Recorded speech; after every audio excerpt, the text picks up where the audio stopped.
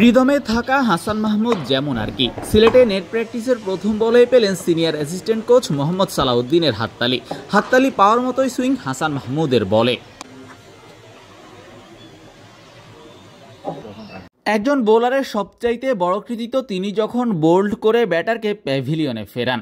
এতগুলো বল দেখেও কোনো বোল্ড করার মতো ডেলিভারি না দেখে মনে প্রশ্ন আসতেই পারে, তবে কি আশানুরূপ বা কাঙ্ক্ষিত ডেলিভারিটা হাসান করতে পারেননি? কারণ পুরো দিনে একটাও বোল্ড করেনি এই পেসার। করেনি বলতে সেভাবে চেষ্টাও তিনি করেনি।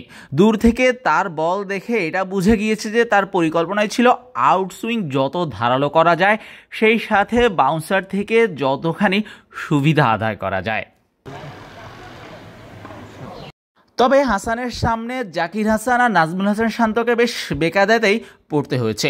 অনেকবারই তার কাছে বিট হয়েছেন এ দুজন। চ্যাম্পিয়ন্স ট্রফিতে হাসানের না থাকাটা অনেকের মনেই আক্ষেপের জন্ম দিয়েছিল।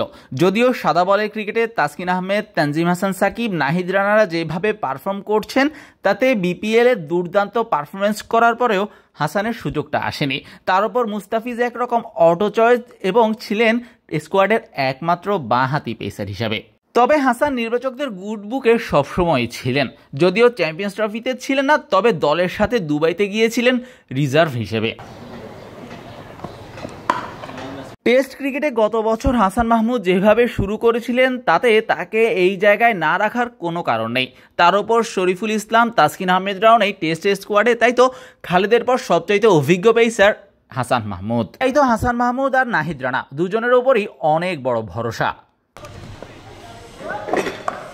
তার উপর গেল বছর যেভাবে খেলেছেন তাতে ওয়ার্ল্ড টেস্ট চ্যাম্পিয়নশিপে হাসানই নিয়মিত বেসিসে টাইগারদের তুরুপের তাস, সে ভরসা অন্তত করাই যায়। গত বছর পাকিস্তান সিরিজে রাওয়ালপিন্ডিতে ইনিংসে 5 উইকেট শিকার করেছেন, আবার পরের ইনিংসে চেন্নাইতে চিপকে তাদের মাটিতে 5 উইকেট, অর্থাৎ দুইটা ভিন্ন ধর্মী উইকেটেই সাফল্য পেয়েছেন, তাও আবার ভারত এবং পাকিস্তানের মতো শক্তিশালী ব্যাটিং লাইনআপের বিপক্ষে।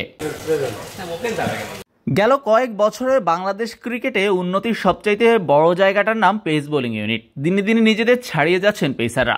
দল হিসাবে শান্তর দল যেমনই করুক, হাসান খালেদদের এই জায়গায় অর্থাৎ পেস বোলিং ইউনিটে আছে অনেক বেশি কম্পিটিশন। পেস ইউনিটকে যারা সামনে এগিয়ে নিয়েছেন তাদের মধ্যে অন্যতম 25 বছর বয়সী এই ডানহাতি। হাসানের ওপর সব ফরম্যাটেই দারুণ আস্থা সবার। নির্বাচকদের গুড বুকেও ছিলেন সবসময় এবং আছেনও। তাই তো লাল বল কিংবা সাদা বল কিংবা ফরম্যাট দিয়ে হাসানকে আলাদা করার সুযোগ থাকছে না। নিয়মিতই নিজের সেরাটা দিয়ে চেষ্টা করে যাওয়া হাসান নিশ্চয় সেটা জানেন এবং মানেন। Shahriar Shaon, midfield, Sylhet international cricket stadium, Sylhet.